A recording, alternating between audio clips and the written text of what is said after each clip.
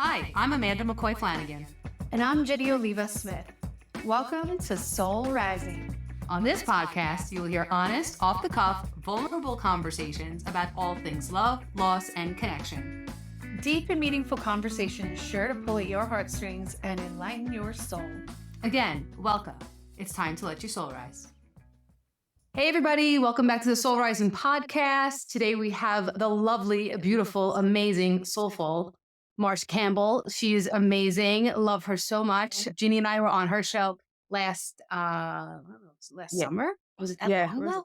Marsha is the host of the Her Sacred Soul Space podcast, and I'm going to let her tell you a little bit about her show and then a little bit more about what she does and the work she does out in the world. Awesome. Take it away, Thank Marsha. you so much, Amanda. And yes, I totally enjoyed having you and Ginny on Her Sacred Soul Space. So I'm really delighted to be here with you today. Hi, everyone. Wagwan. I am Marsha C. And as Amanda said, I am the host of Her Sacred Soul Space. And I'm really elated to be here in this space. And also just to share with you a little bit more about Her Sacred Soul Space. So Her Sacred Soul Space is a safe space for women who are in their birthing season, who are going through their awakening and maybe somewhat confused about the transformation that's occurring within them, whether it is the energy they're feeling, whether it comes up in their dreams, or just the fact that I don't even want to talk to anyone about this because I may feel as if I'm going cuckoo. Her Sacred Soul Space is here to let you know you're not going cuckoo and everything is just fine. You are just expanding.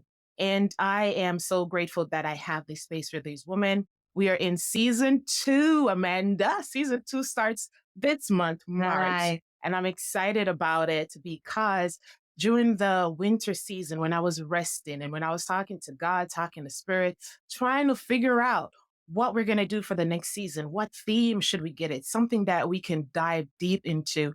And what came to me is self-care, expound on it, go deeper in it, go in the little crevices and corners, the little things that people may see as mundane. But if you take a great look or a closer look, it is indeed part of your self-care journey. So I am excited to talk about self-care with you. I'm excited to continue doing so on our podcast, the transformational journey that's going to occur, the sacredness of self-care and how we honor it, and even the parts of it that we don't like. How do we receive that within ourselves? So happy to be here. Oh, that's amazing. I love that. The parts of it that we don't like with it. Yes, definitely. Let's talk a little bit more about that. What kind of parts do you see relate to self-care that we don't like about ourselves? There are certain parts of us that we don't like.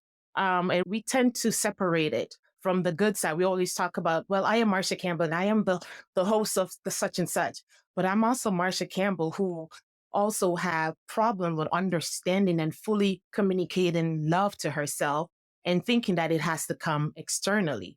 And when I don't receive that, I may participate in coping mechanism, whether it's have one too many glass of wine, or whether it is, okay, because I'm not going to lie, Amanda, I am, a fan of cannabis. And it's not like I'm saying there's anything wrong with it, because when I'm in that space, I do receive downloads or I do receive messages that I need to do for my next project or something like that. But at the same time, girl, I have to also realize that this side also prevents me from fully flowing in the way I need to flow. Sometimes I become too comfortable over here that what I could have gotten done in 2 hours is taking me a day. You understand? So that's where, and that's the part of me that I may not share a lot because you don't want anyone to judge you. And at the same time, I myself already doing self-judgment regarding that, especially when you know you're called to walk in a healing journey with other individuals. That's what I'm referring to. Yeah. 100%. I have smoked a bunch of pot. I have done my fair share of drugs across the board. I'm sober now. And I've always felt like everybody should at least do not every drug, but the real mind expanding drugs, at least once, because it definitely opens up this consciousness in your brain that you really can't access 100%. I remember when I got sober, I was afraid that I wasn't going to be creative anymore. And I said, I said, but I feel like I get really creative when I'm drinking or drugging or whatever. And she said, that's inside of you. She goes, it's inhibited when you're sober because you just don't you're not allowing yourself to be as free flowing and to go to these other places, maybe because we're more stuck in like 3D Yeah. land. But I was like, okay, all right, I'm gonna go home and I'm gonna see if I could write something. And I went home and I banged out this awesome poem, and I was like, oh my gosh, I do still have it. But I do hear you. It definitely can bring you to other realms, but also is it blocking really the true essence in sobriety? The whole point of like the steps and stuff is to kind of clear you up, get rid of any of the garbage, anything that's blocking God, spirit, higher power, whatever you want to call it, from flowing through me and in me and out of Hmm. me.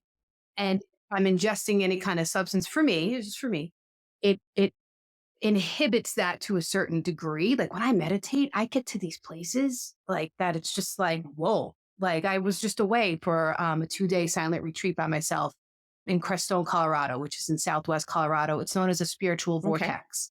It was just me by myself and I was meditating and I put on this really cool like drum beat and I was really deep into it. And I just heard this name and I was like, what? What is that? I wrote this whole crazy outline based on like that one name that came to me. So I know that with or without, some people need it, but with or without, I can still get to that place of Yeah. creativity, even more just true and real and pure. And I know that there's nothing that's altering that, that it's really truly coming through me, not anything else that's making me feel that way. I run. I guess that's my vice. I run. And I feel like when I run, I get into a meditative Yes. state.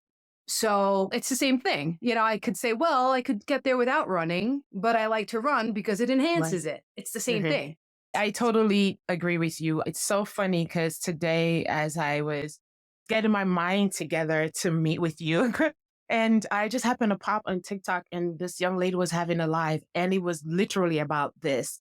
It was literally about how she is 3 months now, not engaging in those activities, and how she recognized that it's always been in me, my creative juice. Everything that I get that is heightened whenever I am participated in that, it's still within me, just like you're saying. And now she's recognizing how to connect with it in that way without having to go through the other channel of rolling up and getting a glass of wine to go to feel relaxed enough for you to get to the higher conscious Yeah. level. And when I saw that, I was like, look at God. My spirit just smiled because I knew that was a confirmation that this was supposed to come up on your podcast. Because I thought about it. No, I'm not going to say that part. Let's just leave that out and go with all the good side of No, no, things. that's it. This was supposed to come up because there Yeah. are going to be individuals out there who too are struggling and who too can't get past this and not even recognizing the other little things that they're doing, to give kudos to themselves for doing those things. I recently stopped drinking regular caffeinated coffee. And that to me is a huge step in my self care journey because it gives me anxiety. Then I crash and sometimes I could get like nasty. Like it's really strange. I don't know if it's because I don't ingest any alcohol or drugs and maybe I'm very sensitive to any other chemical in my Right. body. But finally, it got to the point. I mean, I've been drinking coffee since I'm 15 years old or something. And I finally got to the point now, 30 years later, where I'm like, I don't want to do that to myself anymore. And the longer I am on my sobriety journey, the longer I am on my spiritual journey, which is really what Yeah. it is. It's sobriety, but really a spiritual journey. I don't want to hurt myself in these kind of insidious ways that I don't notice all the time are bad for me just because I'm so used Yeah. to it. But it just takes time. You remove one thing and then you get comfortable in that state, and then you're willing and ready to remove something else. And it's really just peeling back the layers of our true self, Right. Exactly. right? And that pure, raw, naked, vulnerable, exposed human where there's nothing else. And I say human, and human almost sounds weird to me now because I'm just so filled with spirit. And I know you are as well, that there needs to be like a name for the human and the spirit, like as one. But Yeah, we're gonna have to come up with that. I don't know. We're Yeah, gonna have to love come up with figure that. that out. Interesting too, the way I look at it. So I am also in a transformational program of which I really cannot talk about, but just I want to give a little essence of it and something that I'm garnered from being in that space. I don't know if you heard of the book, The Game of Life. The Game of Life and How You Play it, Florence Scovel Shinn. No, I'm going to write that. Yeah. So when I first started and when I was being pulled into spirituality, pastor, believe it or not, he recommended this book to me. He said, I see that you're super spiritual and gifted. I want you to read this book. And at that time, I was heavily in church and everything. And he said, I want you to know it's not a religious book, but it's a book that is going to open up your mind. References that they're making brought me back to the book, The Game of Life, because now we're being allowed to see life as a game. But where is the game? Is the game within you or outside of you? And it took me a minute for me to recognize I am the game, which means I cannot separate the entity of, oh, I don't like this side of me, and I'm only going to give praises to the other side. I am everything, which means I have to embrace all sides, all aspects of who I am, including the good and the bad, which also goes to the self care journey part, embracing the entire entity. You can't choose that, okay, I am only going to say, do the physical part of self care, meaning my nails and my facial and all that stuff. Our internal, our mental, and our spiritual aspect of it is a part of the entity, is a part of who we are, which is a part of the game. Wherever we go, we bring the game. So, how are we going to show up in our love if self care is not being done? Because for me, self care equates to self love. So, if we're not really communing with ourselves in that way as a whole, not just pieces and parts that feels good and resonate with us, but as a whole, accepting every part of us, then we are always going to be looking externally for that love that we already have within us. When that came to mind, it just blew me. I was just like, wow. It's really a whole self-worth journey as well. My self-worth has to be in this place where it's really, we're running on all cylinders and I'm really feeling good and I feel like I deserve self-care and I feel like I deserve self-love, because I can't have the self-care, take the action without feeling that I'm worthy of that action. It's almost, it feels to me like self-worth, self-care, self-love. It almost feels like it goes in that order. I love that you talked about like accepting all the parts of ourselves. Like that's it. I had this epiphany. I actually wrote about it in one of the chapters of my book. It was during COVID and I'd go out a lot by myself and I would go out in nature and take hikes and stuff. And I just would see all these beautiful flowers. And then I would see these like thorny ones, these weeds. And since we are nature, right? We are one with nature. There is no separation there. I was able to see that in the way of internalizing it for myself, that I have those beautiful parts, the velvety soft flowers and the colors, the vibrant colors. And then I have the prickly, thorny bushes, and even a rose. Even if you look at a rose, right? A rose, you have the thorny stem. So it's not all just being sunshine and rainbows all the time, that everything's great and that I love myself and all this great stuff. We are human beings. And there are instincts in us that sometimes come out in not very pretty ways. So it's not so much to me about like taking the parts I don't like and like ripping them out by the root and throwing them away. It's almost like integrating those things and saying, how can I use that because it was given to me for something? How can I use that instinct and now in a way that's going to serve me and serve the world? Taking all of it and valuing all of it and sending love to all the parts. Got to get very honest with myself first and say, I didn't like that I did that. And the longer I am on my spiritual journey, I'm noticing it so much more. And these little things that used to be so acceptable in my behaviors or thoughts are not acceptable anymore.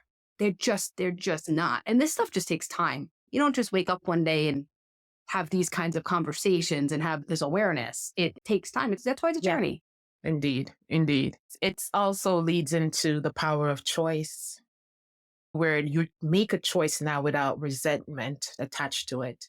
And sometimes we are so hard on ourselves when we make a choice and it may not work out the way it's supposed to. And now we resent our own self for even choosing to do so, especially if we hear in the back of our mind something was telling us to go the other way. And understanding that choosing is still a part of our journey. However, the choice, wherever way it may have went, it's still a part of our journey that is going to allow us to be able to now be in a space to immediately know, nope, that's not it.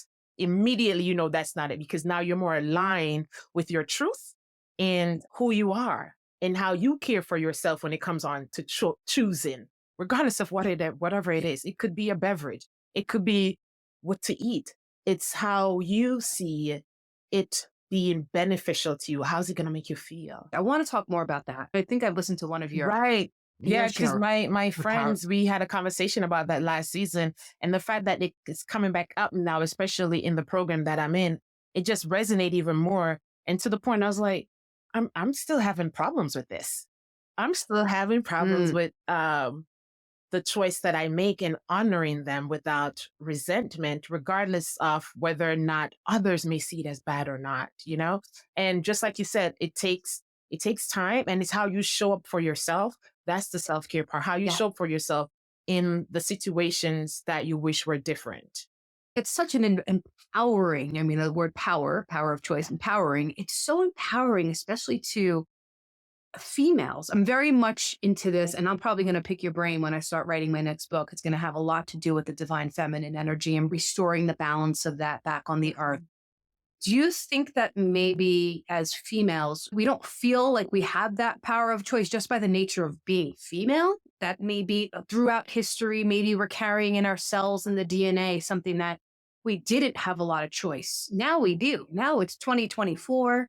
Things are definitely a lot different than they used to be. But do you think that maybe that difficulty in choosing that thing or not choosing that thing that's going to enhance our self-care and our self-love. Do you think it's difficult because we are women?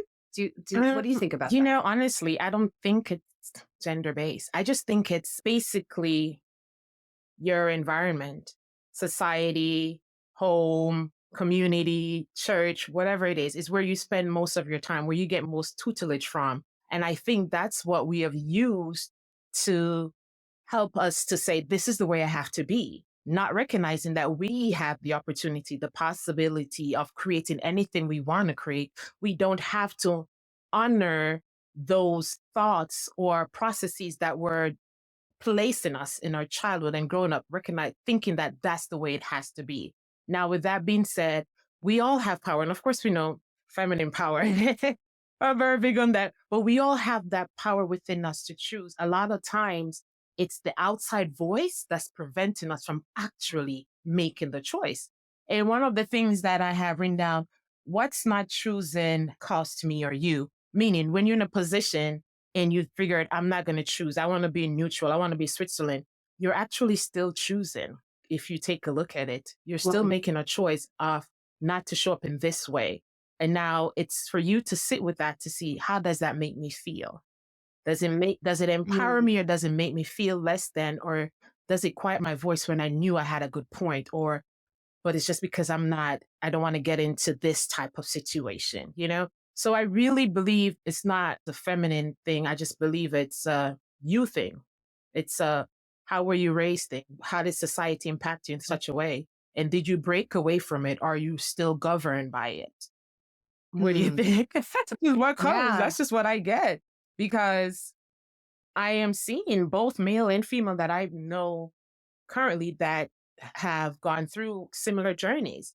You have some male that are more alpha than another. So once again, the softer male may just be one that's oftentimes maybe raised by a single mom.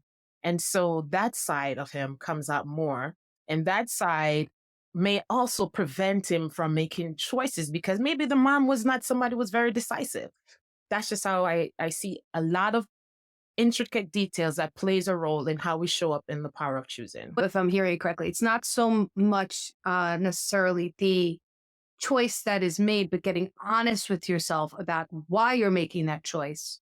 And if you're not making a choice at all, if you're choosing to be Yeah. Switzerland, if you're choosing not to vote for a president, or if you're choosing, because it's an election Yeah. year, so that's on my brain. If you're choosing not to engage, so you're sitting around the Thanksgiving dinner table and there's this heated discussion and you're choosing to stay silent, it's not so much about like you need to speak up because you need to make a choice in one way or the other. It's getting honest with yourself about, is that really honoring your Right. true self? Is not speaking going to help you in some way?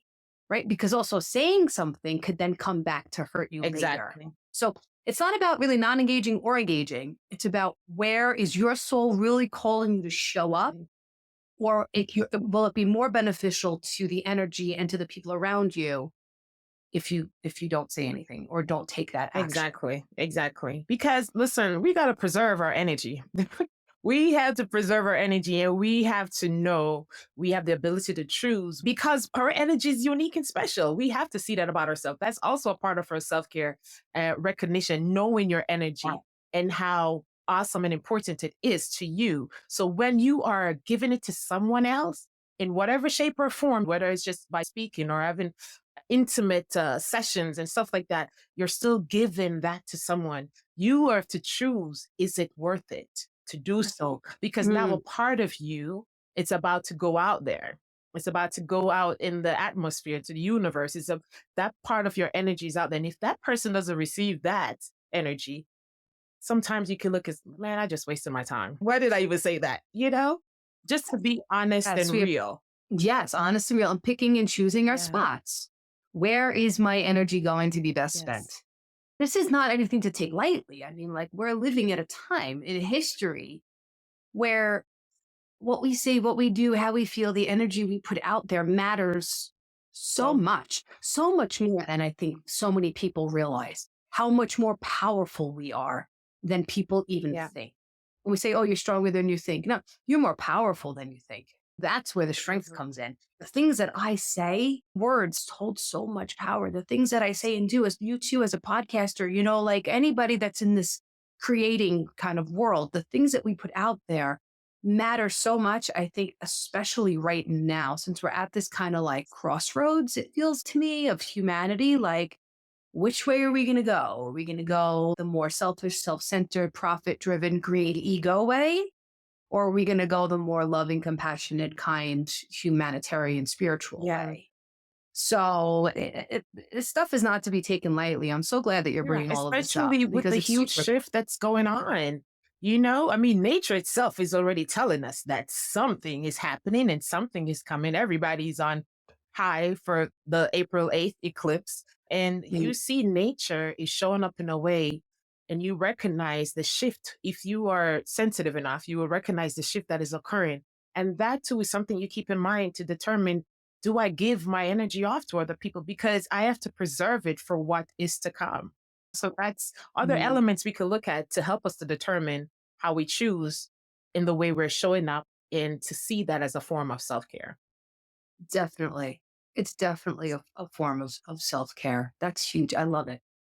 So what else? What other ways? What other ways? Let's Yeah, keep but I going. This is wanted us awesome. to also tap into the barriers. And I know that we talked about it a little bit earlier when I mentioned even the parts of us that we don't like. I wanted to see if we could shine a little light on the barriers that may prevent us from even want to embrace self-care and just not see it as an important, vital element to us. Just wanted to hear from you as well, because I know you've talked about your journey with alcohol and stuff, and I shared a little bit about mine, but I wanted to tap into the emotions.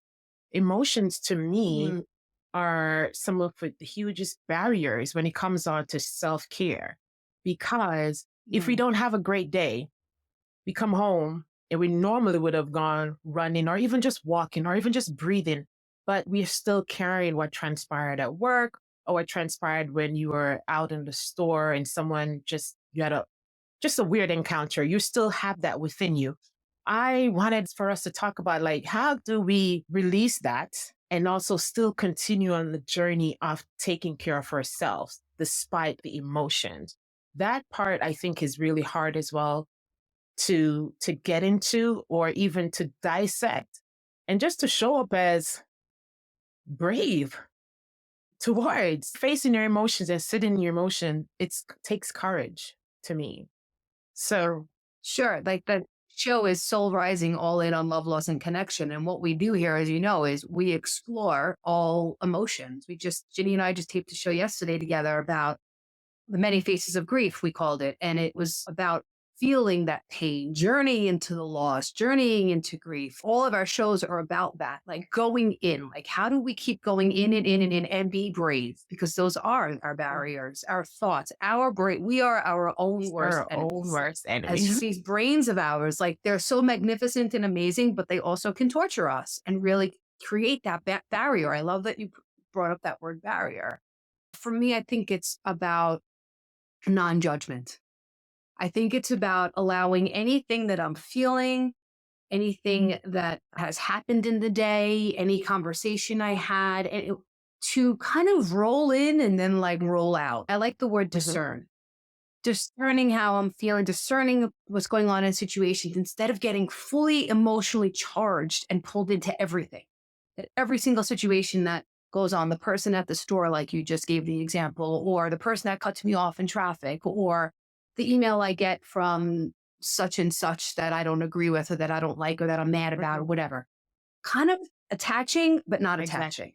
This idea of impermanence, you probably know the idea of impermanence, a Buddhist idea about attaching, but not being too attached. So that when that thing leaves, you're not so like devastated and brokenhearted, but you're still emotionally attached. We can do that with our Mhm. emotions. We can be present, we can be in the moment, we can be wholehearted, but then we can sort of step back and almost look at, like they talk about when meditation a lot, they talk about just observing, right? Or noticing. They use that a lot, conscious awareness, just kind of noticing things. So I could notice that thing about me and I could say, all right, maybe I'm judging myself a little harshly on that, or I'm judging somebody else on that. I know for me, judgment is my biggest barrier to love, to unconditional love for myself and others. So for me, it's about not being so hard on myself when I have these things, like you said, from our childhood that are just so ingrained, really defense Yeah. mechanisms. That's really what it all comes down to. So learning that I'm safe is another huge piece. I don't have to judge when I'm feeling completely whole and safe in my own self, because judgment really is kind of like this way. It's a protection. That's what it was given to us for back centuries ago, thousands of years ago, when we were fighting off the buffalo to Mhm. survive. We had to judge. The fear had to come up to tell us where to go, where not to go. We don't need that anymore. We don't need that, but we don't know how to break through that. So just being conscious of what I'm feeling, how I'm feeling, not judging it, knowing that somewhere along the line years ago, somewhere it probably served me and my family, my ancestors, or me if I was alive then, but I don't need it now. So I can kind of just bless it. Friend said to me, this is a great one. I'm sorry, I'm Oh no, talking a come lot. I'm on, going to bring let you it. You chime in a know, sec. I love talking with you, girl. So let's do it. So a friend of mine said recently, actually a sponsee of mine in the program, I learned so much from these newcomers. She said, bless and release, Mhm. bless and release. When there's a situation that I'm just rattled by, or it's bringing up these emotions that are then creating my barriers to my self-care, my self-love, my love for others, just bless and release. I don't need to place a judgment on you. I don't need to value it. That's none of my business, really. That's you. You do whatever you need to do, right? I don't need to understand. I don't need to condone. I don't need to condemn. I could just bless it, the whole situation, and then release you. Release it. Release the feeling. Release whatever it is. And not get so caught up, not get so emotionally attached to every little thing that happens. Exactly. Especially if you were once on that journey. Because I really believe that we are placed on a journey so that when individuals come to us, we know how to receive them because we've been there.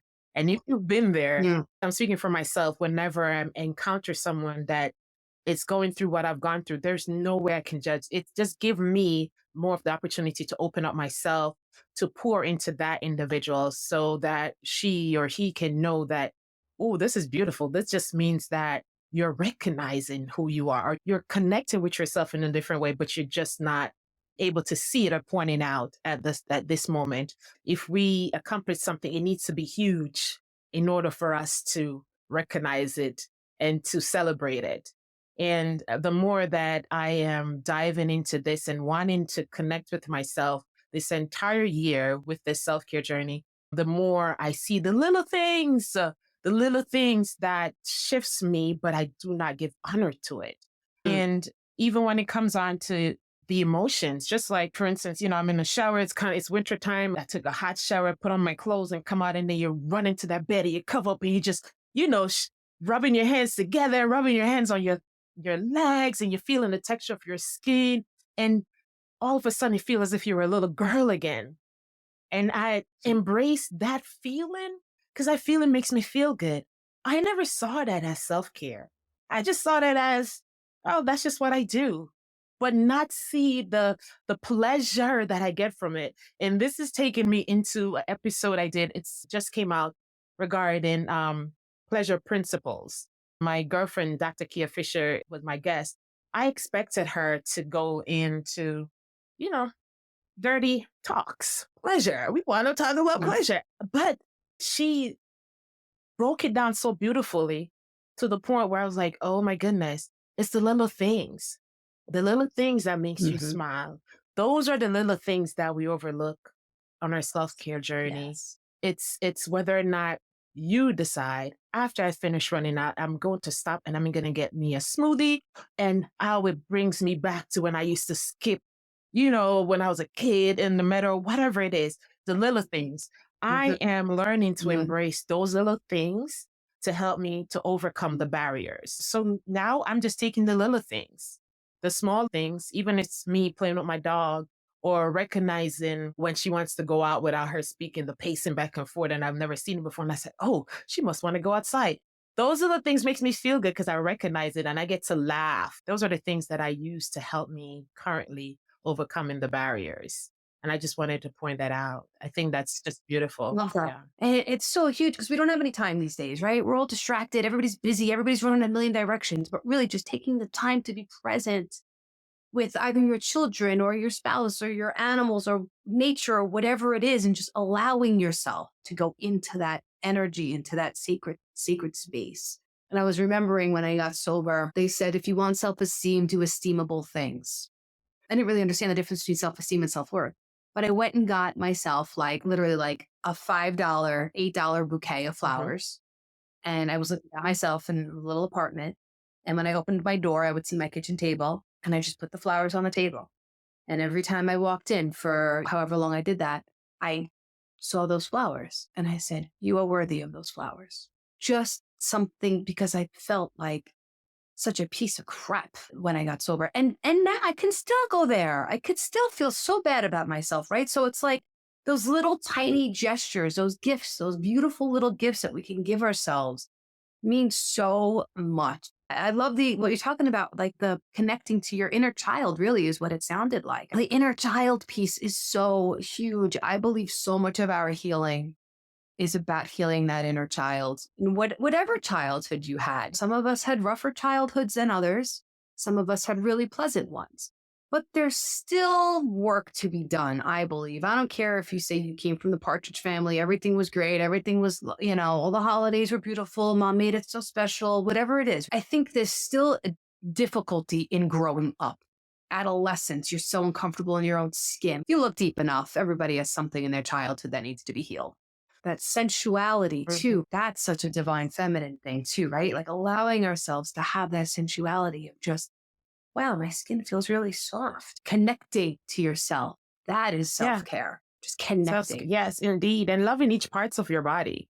I remember I had to do that after breast cancer. That was one of the hardest things for me to connect back with my body. And I did like shower meditations where I told the different parts of my body how much I love it. But when it came onto my breast, it was so difficult. I remember saving my breast for last because I didn't know what to say, because that was indeed my favorite parts of my body, at least one of. And so I didn't know how to say it. And so I had to, in my early 20s, I used to do Mary Kay and they used to say, fake it till you make it. And I had to fake it until I started to recognize that, oh, you're being really honest about your breast now. And Yeah. I would say the things that some people can't. I was like, girl, you don't have to wear a bra anymore. Now you just wear spaghetti and you're good. I had to say the Yeah. things that I know is a fact that I know that will resonate within my spirit in order for me to connect back with that side of me. I had to choose love for that part of my body. And that was big. So even the little things and that you see your nails, your fingers, the shape of your fingers and all that. And you say, I love my fingers. And if you see it on your children and you recognize that, it gives me a warm feeling inside. It does for my daughter, because when I saw her fingers, I was like, oh my goodness, you really do have my fingers. I may not say it out loud to Yeah. her, but I was like, I felt good about it. It's just learning to appreciate the small things. I like how you said fake it till you make it. We say that in recovery too. Yeah. Fake it till you make it. Bring the body and the mind will And follow. We have to just kind of do things, take certain actions until it resonates, until it connects, until it really becomes true. And doing that stuff is so important because that's the self care, the self love. And then we're able to give that to others. And that's the whole point, I believe, of being here. It's the whole reason why humans are reincarnated right now is to learn how to be love and how to give love. And I can't do that if I'm not practicing these uncommon or atypical ways of practicing self-care. This is a very important conversation. I hope a lot of people listen to this show because I think it's going to help a lot, women and men a lot of ways of looking at things and tuning in and tapping in when they're just going through their day and saying, oh, maybe drinking that glass of water, right? I don't drink enough water. I woke up yesterday morning and I was like, I'm going to drink like a full glass of water right now because I know it's good Mhm. for me. Why don't I do that more? Right? Is that just another way of self sabotage? Is that a masochistic behavior that's just so unconscious? And I think that's what's going on now is we're all waking up.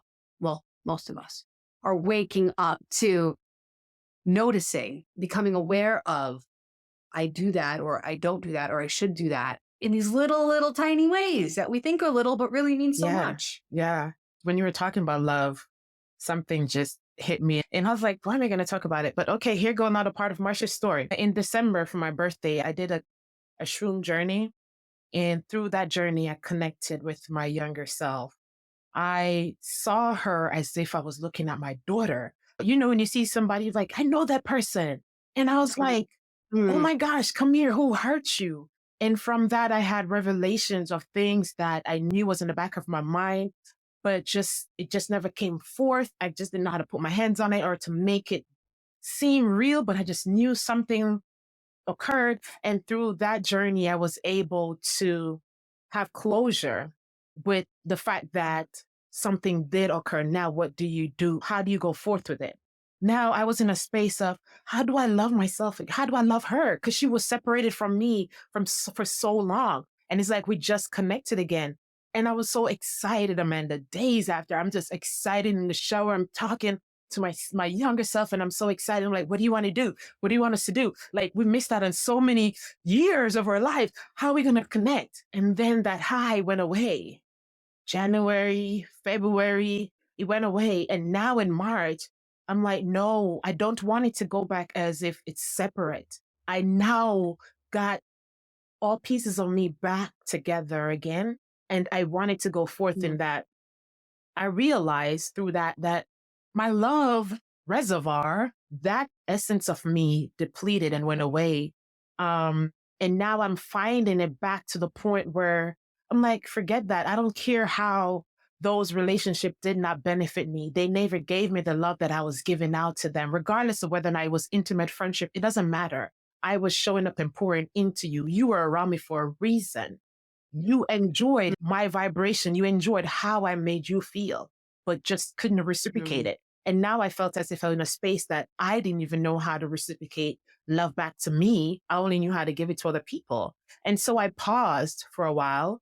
And now I am starting a journey next month. I decided to go with a Tantra practitioner, and it is a guy. Mm. And I purposely did that because I wanted some masculine energy around me so that I am not afraid to step up to the plate when it comes on to that vibration. I needed the yin and the yang. I needed to be balanced to What? connect back with my love so that I don't have to worry about whether or not when I'm giving it that I have to look back for it. Because when you give, you're just supposed to give, even if it doesn't reciprocate. Yes. That's the part I Thank had to remember. And so I'm just led to share this because, you know, any of your viewers out there might be thinking, it is hard for me to even exercise self love because I'm always feeling as if I have a broken heart and I'm always feeling low because nobody seems to love me. So how can I even love myself? Yes, you can. And it is okay. You don't have to take their response or their reaction to what you know within yourself love is supposed to be about to determine how you love you. So I just wanted to say that. I love that you said we can give love regardless of if we're getting it back. And there's this idea out there, this concept that has been bothering me for a very long time. I do believe in an equal exchange of energy in general. I mean, I think it's healthy. It has to be in ways that's comfortable to me and that's okay for me. It's not like I'm pouring and pouring and giving and I'm not getting anything back. That's different. But I can still energetically send love. I can still feel connected to you, even if I'm not interacting with you on a daily basis because it's unhealthy or whatever, right? Like when we go through these shifts of creating boundaries, right? That's a whole other episode about self love. But like creating boundaries with people doesn't mean that I have to completely extricate myself from that energetic exchange. Because by me continuing to, I don't know, send the card, um, shoot the text every now and then, hope you're doing well, whatever it is, that's it's helping me to feel like a good Yeah. person. That is self-care. That is exercising my love, my self-love. I love how you use that word exercise because it's a practice. We have to engage in it. We have to exercise it like a muscle. So I'm exercising my muscle and making my love muscle stronger by staying marginally around certain people and situations because it's giving me the opportunity to be loved. I'm not a very religious person, but I often think about Jesus and the love that he gave with no expectation, with nothing needing to come back in return. Some people, like you said, are just incapable. They're unskilled, I think is actually the word that I like to use because they just don't know. They don't know. And if they did know how to do it and how to be it, they probably would be. They'd probably be it because it's just a natural part of us that wants to come out. So I feel compassion for those people. I feel their pain. I feel their barrier is just like a steel gate. And so I want to actually send more love to those people. Do you know about meta No. meditation? Meta meditation is a meditation where we send love to ourselves. Well, we could do it in any order, but I do it first to myself. It's may I be happy, may I be healthy, may I know freedom, and may I walk the world with ease. And then I say that to other people. I almost feel it's like a ring, almost like a ring of love. So I welcome that from my creator, from source energy, from love. I get all the light, and then I give it out to others and you just change the word to may they be happy, may they be healthy, may they know freedom, may they walk the world with ease. And the common practice is to give that to the people closest to you that you love, people in the inner circle, and then give it to people who you don't know very well, and then give it to perfect strangers, and then to your enemies, your Right. adversaries. So you're giving them that love because it's healing. It's probably going to heal them. They don't know it. They might not ever know it, but it doesn't matter because it's healing Yeah. you. It's breaking down those walls of fear and pain and hurt because we're giving them the love. So it's healing us. I love that you brought that whole thing up. And I'm really excited for you and happy for you to have that journey that you took with your inner child. I mean, that's what it's all Yeah. about. Healing on this deep, deep level. It's all about our inner child. And I'm sorry for whatever you had to go through, but I'm also not because you needed that experience to bring you to where you are Indeed. today, Yes. right? You would still be an awesome, awesome human, but you probably wouldn't. I know I could speak for myself. I wouldn't have gone as deep to the depths of healing if I wasn't in such pain and despair. I wasn't so just thirsty for healing if I didn't have those, I'm grateful for all of my experiences, every single one of Me them. too. I am. I am indeed. I really believe that many are called, but few are chosen. And so I believe some of us, the chosen one, when we go through those difficult journey, it's just to build us up, just like you said. It's just to build us up. And oftentimes we may have to walk those alone until others come in our path that are able to continue building us up. And that shifts us in a way that our vibration now, it's at a different level. So we're indeed going to attract higher individuals that resonate on a higher frequency that we also need to be in our space. And that's one of the things as important as healers, um, is for us to know and recognize that we too need to be surrounded by individuals that are so going to pour into us. And I know sometimes it's hard to share because not everybody that comes in to say healer, healer indeed comes from a true, true space of wanting to heal. The Bible talks about, if you go biblically, the wolf comes in sheep clothing in a way. So you have to really be able to decipher, I see you, but I also see you, which means you cannot be in this space of healing that I'm trying to go into for myself.